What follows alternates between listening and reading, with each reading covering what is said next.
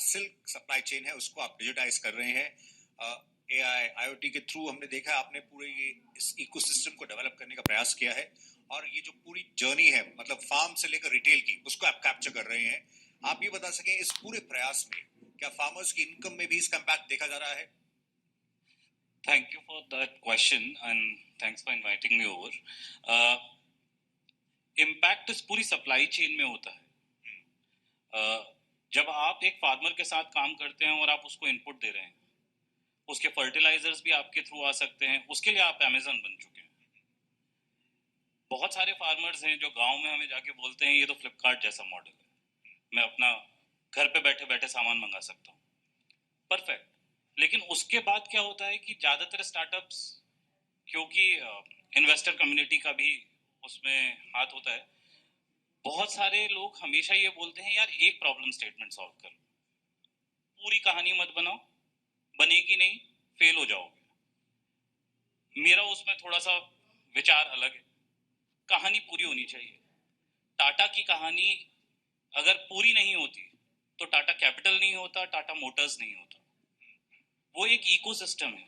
अगर फार्मर को हम इकोसिस्टम देते हैं और उसको हम बायबैक गारंटी दे रहे हैं कि आप इनपुट हमसे ले लो, आउटपुट हमको दे दो, हम आगे का क्या करना है वो हम संभाल लेंगे। ऑटोमेटिकली होता यह है कि उस फार्मर को केवल अपना काम करना है, उसे केवल उस चीज पे ध्यान देना है ताकि उसका प्रोडक्टिविटी बढ़े, उसकी कैपेसिटी प्लानिंग बढ़े। राइट?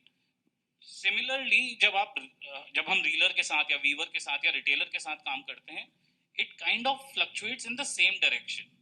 आप उसके इनपुट आउटपुट को कैप्चर करते हैं, आप उसकी प्रॉफिटेबिलिटी को बढ़ाते हैं, आप उसकी एफिशिएंसीज को बढ़ाते हैं।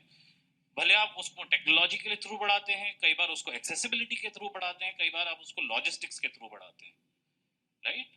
At the end, what comes out is a Kanjivaram sari out of Resha Mandi, which costs you 50% lesser cost than the market.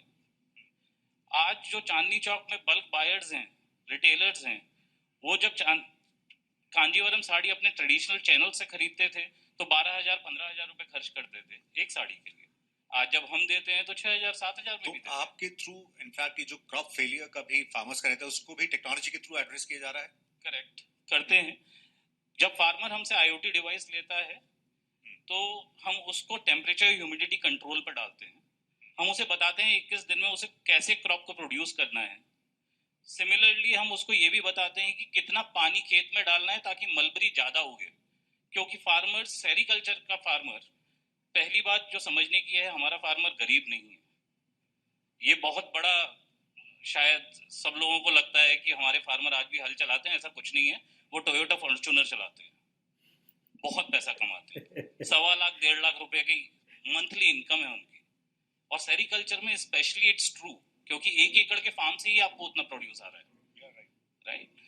जब आप उसको IoT देते हैं और आप उसको ये बताते हैं कि यार तुम्हारा क्रॉप फेलियर, गवर्नमेंट बोलती है 35% क्रॉप फेलियर, आप मान के चलो, और हम बोलते हैं यार 80% बायबैक गारंटी दे देंगे, उसको 15% का इंक्रीमेंट तो वहीं पे आ गया रेवेन्यू पे। तो why won't he be part of the ecosystem?